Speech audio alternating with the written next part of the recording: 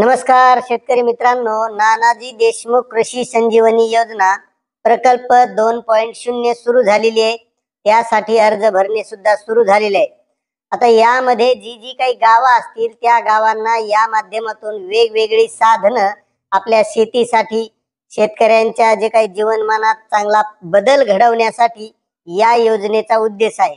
आणि या माध्यमातून वेगवेगळ्या प्रकारची जे काही शेतीसाठी साधनं लागत असतात त्यासाठी आपल्याला पोकरा या वेबसाईटवर जाऊन ऑनलाईन पद्धतीने अर्ज करावा लागतो. आता त्यामध्ये या अगोदर आपण शेळी पालनाच्या व्यवसायासाठी या माध्यमातून कसा अर्ज करायचा याबद्दलची या योजनेचे जे काही वैशिष्ट्य आहेत ते बघितलेले आहेत. मात्र मित्रांनो, आज आपण जे काही सिंचन साधनं असतात, म्हणजे ज्या शेतकऱ्याकडे पाण्याची उपलब्धता आहे मात्र त्या शेतकऱ्याकडे सिंचन साधनं नाहीत, मग त्यामध्ये मोटर असेल, पाईप असेल, अशा ज्या काही गोष्टी आहेत याचा लाभ कसा मिळवायचा, यासाठी अनुदान किती असणार आहे आणि किती क्षेत्रासाठी याचा लाभ मिळणार आहे याबद्दलची सविस्तर माहिती आपण आजच्या व्हिडिओमधून घेणार आहोत. तत्पूर्वी शेतकरी मित्रांनो, तुम्हाला एक विनंती, तुम्ही जर आपल्या चॅनलवर नवीन असाल तर चॅनलला सबस्क्राईब करा, व्हिडिओला लाईक करा आणि प्रत्येक शेतकऱ्यापर्यंत ही माहिती शेअर करा. तर शेतकरी मित्रांनो, नानाजी देशमुख कृषी संजीवनी योजना प्रकल्प टप्पा 2.0 ही योजना आता कार्यान्वित झालेली आहे. आणि या योजनेमध्ये शेतकऱ्यांना वेगवेगळ्या गोष्टींचा आपल्या शेतीसाठी उपयोग करून घेता येतो. यामध्ये फळबाग लागवड असेल, शेततळा असेल, पाईपलाईन असेल, मोटर असेल, शेळी पालनाचा व्यवसाय असेल, अशा बऱ्याचशा गोष्टी करता येतात.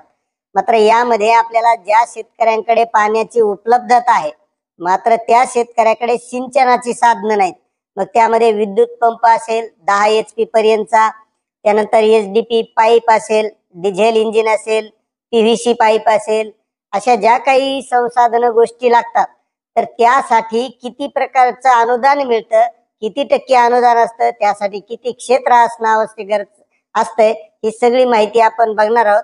त्यासाठी यामध्ये एक परिपत्रक दिलेलं आहे. त्या परिपत्रकानुसार आपल्याला सविस्तर हे समजून घ्यायचंय की नेमकं किती अनुदान असते.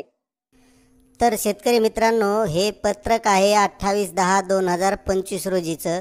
आता या पत्रकानुसार पाणी उपसा साधने, पंपसंच व पाईप यामध्ये आपल्याला वेगवेगळ्या प्रकारचं अनुदान मिळत असतं. आणि या अनुदानाचा फायदा आपल्याला नानाजी कृषी संजीवनी प्रकल्पांतर्गत घेता येतो.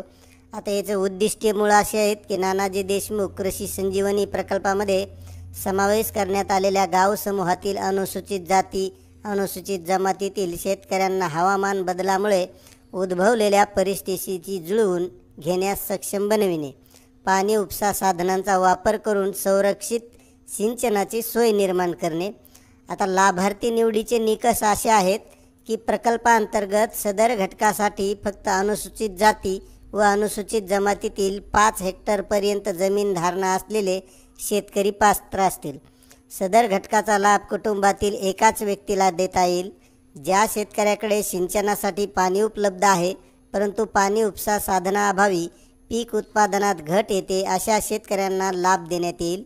पाणी उपसा साधने उपलब्ध असलेले तसेच या घटकाचा इतर कोणत्याही योजनेतून लाभ घेतलेल्या शेतकऱ्यांना लाभ देय असणार नाही.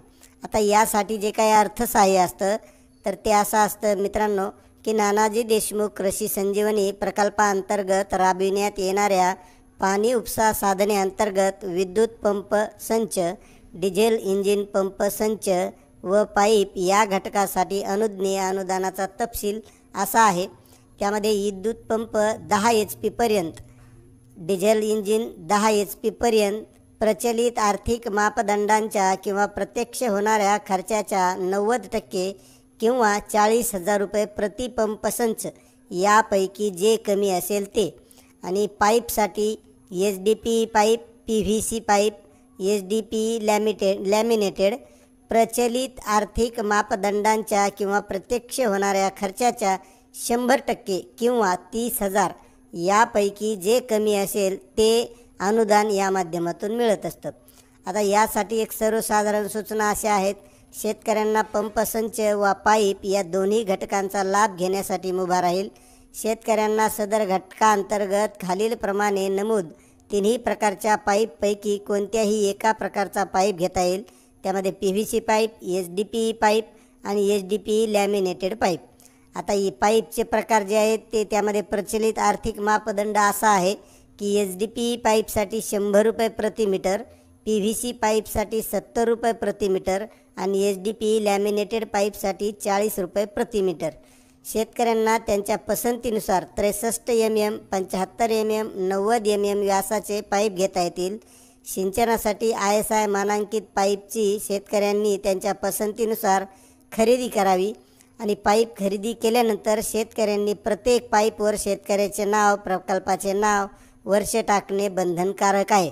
आता याबद्दलची सविस्तर माहिती तुम्ही हे पत्रक मी आपल्याला डिस्क्रिप्शनमध्ये देणार आहे, त्यावर जाऊन आणखीही सखोल सविस्तर माहिती घेऊ शकता, कारण परिपत्रक खूप मोठा आहे, व्हिडिओ खूप मोठा होईल. तर शेतकरी मित्रांनो, अशा प्रकारचं अनुदान या माध्यमातून मिळत असतं.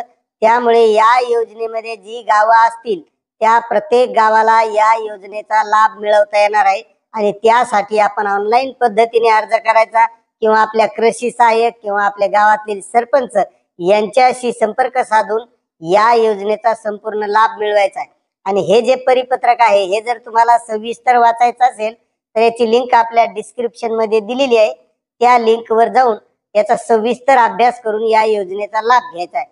आता तुम्हाला ही माहिती कशी वाटली नक्कीच कमेंट करा. चॅनलवर नवीन असाल तर सबस्क्राईब करा, व्हिडिओला लाईक करा. धन्यवाद.